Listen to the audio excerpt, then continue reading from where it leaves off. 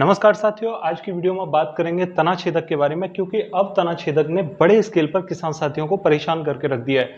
जैसा कि आप जानते हो, ग्रीष्म ऋतु के धान में तना छेदक बहुत विकराल रूप में किसान साथियों के सामने आया था। और ये बात आप भी जानते हो कि ग्रीष्म ऋतु के धान में जिन किसान साथियों ने तना छेदक का ठीक से उपचार नहीं किया, उन किसान भाइयों का उत्पादन 2 क्विंटल से नीचे रहा है प्रति बीघा के हिसाब से अगर बात की जाए। साथियों, जिन भी किसान साथियों ने तना छेदक का ट्रीटमेंट ठीक से किया, उन किसान साथियों का उत्पादन 3.5 से 4 क्विंटल प्रति बीघा के हिसाब से आसानी से निकल आया है। ये बात आप जानते हो। साथियों, आज की वीडियो का मेरा मकसद ये है कि आप फसल की अवस्था के अनुसार सही ट्रीटमेंट कर सकें। देखिए, तना छेदक अगर आपके खेत के अंदर है तो तना छेदक को नियंत्रित करने के लिए सॉल्यूशन भी बहुत अच्छे हैं, बशर्ते कि आपको थोड़ा सा अपनी सोच बड़ी रख के उसका ट्रीटमेंट करना होगा। यहाँ पर अगर आपके धान का समय 15 दिन से नीचे है या कम है, या किसी भी प्रकार का रेड वॉर्म आपकी फसल के अंदर दिखाई दे रहा है, पौधे की जड़ पर लगा हुआ लाल कीट है, तो उसे खत्म करने के लिए आप प्रोफेक्स 250 ml ले लीजिए। 250 ml प्रोफेक्स बहुत आसानी से आपके खेत में लगने वाली रेड वॉर्म को नियंत्रित कर लेगा। दूसरा, यदि आपके खेत में धान की अवस्था 15 दिन की हो चुकी है और वहां पर आपको तना छेदक दिखाई दे रहा है, यहाँ कोराजन आपको 18.5% लेना है तना छेदक को नियंत्रित करने के लिए। इसके साथियों, यदि हम कोराजन यहाँ पर 18.5% ले लेते हैं तो वो हमारे तना छेदक को लंबे समय के लिए कंट्रोल कर लेगा। दूसरा, यहाँ पर एक पॉइंट मैंने लिखा कि फिप्रोनिल 5% होना चाहिए। ऐसा क्यों? यदि हम कोराजन 60 ml प्रति एकड़ के हिसाब से धान में लगाते हैं, वो सफिशिएंट रहता है। ये कीट को नियंत्रित करने के लिए है। फिप्रोनिल 250 ml प्रति एकड़ के हिसाब से यदि हम मिक्स करते हैं फिप्रोनिल 5% को, तो वो हमारे खेत में लगने वाली बकानी को नियंत्रित करने के लिए है। बकानी हमें 15 से 20 दिन की अवस्था में दिखाई देने लगती है। हमारे खेत में छुटपुट कहीं कहीं पौधे लंबे एक बढ़ने लगते हैं। उसे नियंत्रित करने में फिप्रोनिल काफ़ी अच्छा अहम रोल निभाता है। आप फिप्रोनिल को कोराजन के साथ में मिक्स कर लीजिए।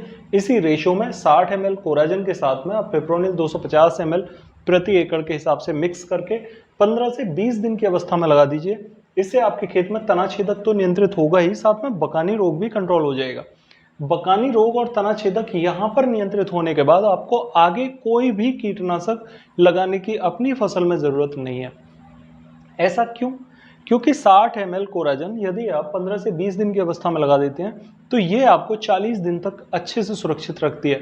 अब 40 दिन का धान जब 20 दिन का अभी हो चुका है, 40 दिन के बाद तक सुरक्षा देगी, तो 60 दिन का पौधा हो जाता है। उस समय तक कीट नहीं लगता, तो फिर बालियां गोब में आके ऊपर निकलने लगती हैं। उस समय पर कीट प्रभावित नहीं हो पाता, क्योंकि तीतली अगर लगने भी लगती है उस समय, तो वो 10 से 15 दिन के बाद में अपने अंडे देती है और उससे लार्वा बन के तब वहां पर गिडार तैयार होती है।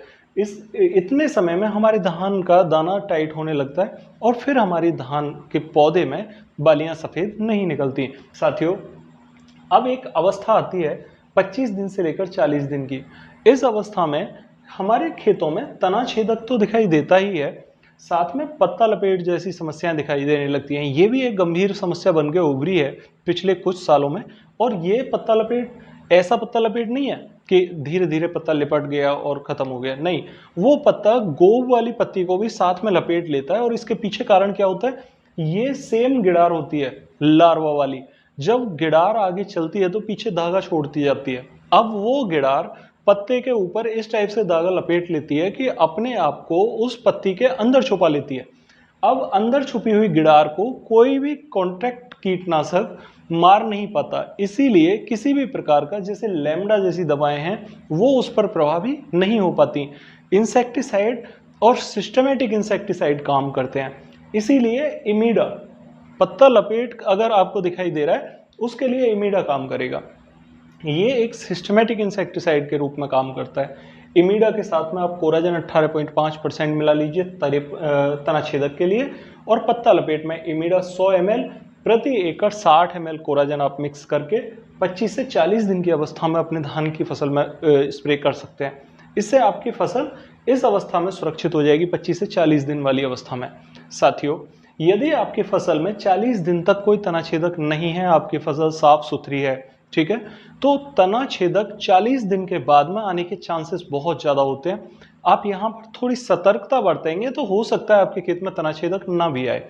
उसके पीछे थोड़ी सावधानी किस चीज़ की रखनी है, 40 दिन के ऊपर जब भी आपके खेत में तितली उड़ती हुई दिखाई दे, उस अवस्था में आप यहाँ पर प्रोफेक्स, साइपरमेथ्रिन, इसका एक स्प्रे दे दो 250 ml का। इससे क्या फ़ायदा होगा, इससे आपके खेत में एक इस टाइप का कीटनाशक लग जाएगा जो कि पौधे के अंदर सिस्टमेटिक रूप से काम करता है, पौधे को जहरीला बना देगा, तितली खेत में बैठेगी नहीं। और तितली अगर 10 दिन नहीं बैठेगी तो इससे आपके खेत में बड़े आसानी से 60 से 65 दिन तक सुरक्षा मिल जाएगी, और ये सुरक्षा काफ़ी है आपकी धान की फसल को पकाने के लिए। तो साथियों, यहाँ पर आप तना छेदक को 40 दिन तक अगर रोक लेते हैं तो ये आपकी बड़ी जीत है। साथियों, इसके बाद एक अवस्था आती है धान में 50 से 60 दिन की अवस्था। ये समय बड़ा क्रिटिकल होता है क्योंकि बालियां गोभ में बिल्कुल ऊपर आ चुकी होती हैं, बालियां निकलने वाली होती हैं, और इस समय पर यदि हमारे पौधे के अंदर तना छेदक है कहीं पर तो वो हमारे तने को काट देता है। अब तना यदि कट गया नीचे से अंदर से तो बालियां तो सूखी निकलनी ही निकलनी है, सफ़ेद निकलेंगी। अब उस अवस्था में हमारे पास में क्या सॉल्यूशन है, वहां पर हम कोराजन भी नहीं लगा पाते। क्यों? क्योंकि 15 से 20 दिन की सुरक्षा चाहिए हमें।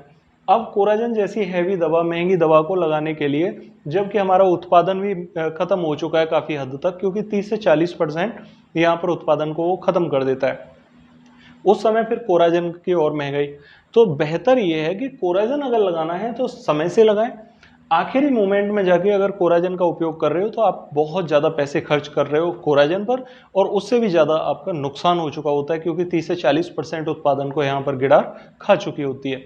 अब यहाँ पर जो 50 से 60 दिन की अवस्था है, इस अवस्था में हमारे पास में क्या विकल्प होता है, क्योंकि जब तने में गोब में बालियां आ रही हैं, उस समय पर इमीडा ले लीजिए 250 ml। इमीडा एक इंसेक्टिसाइड है और सिस्टमेटिक इंसेक्टिसाइड के रूप में अच्छा काम करता है। इमीडा के साथ में प्रोफेक्स 250 ml मिला लीजिए जब बालियां गोब में आ रही हों, 50 से 60 दिन की अवस्था चल रही हो। इस अवस्था में आप इमीडा और प्रोफेक्स दोनों को मिक्स कर लीजिए 250 ml में, और इन्हें मिक्स करने के बाद में स्प्रे दे दीजिए।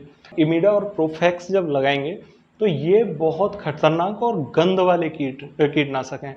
ये गंध पैदा करते हैं और खेत में बनी हुई जो गैस होती है वो कीट को काफ़ी हद तक ख़त्म करने में यहाँ पर सक्षम होती है। इसीलिए आप इमीडा और प्रोफेक्स का अगर यहाँ पर कॉम्बिनेशन लेते हैं तो ये आपको ज़्यादा अच्छे रिजल्ट देगा। साथियों, ये एक चार्ट टाइप का है कि कीटनाशक धान की फसल में किस किस अवस्था में कौन कौन से मिक्स करके लगाई जानी चाहिए, क्योंकि कई बारी किसान साथी कहते हैं कि कोराजन को हम किसके साथ मिला के लगाएं, या फिफ्रोनिल के साथ में क्या मिला के लगा दें, या प्रोफेक्स के साथ में या इमीडा के साथ में क्या मिक्स करके लगा दें। तो ये कन्फ्यूज़न किसी भी टाइप का ना रहे, इसीलिए मैंने आज इसके चार्ट का यहाँ पर आपको विवरण दिया है। इसे आप अच्छे से समझ लीजिए और फसल के अवस्था अनुसार आप अपना चार्ट सेलेक्ट कर लीजिए और दवा का उपयोग कर लीजिए। साथियों, आशा करता हूँ आप मेरी बात समझ पाए होंगे। फिर भी अगर आपकी कोई क्वेरी हो कमेंट बॉक्स में ज़रूर पूछिएगा, और अगर चैनल पर नए आए हैं तो चैनल को सब्सक्राइब करना ना भूलें ताकि आपको नई वीडियोज़ का नोटिफिकेशन सबसे पहले मिल सके। मिलते हैं अगली वीडियो में, तब तक के लिए नमस्कार किसान साथियों।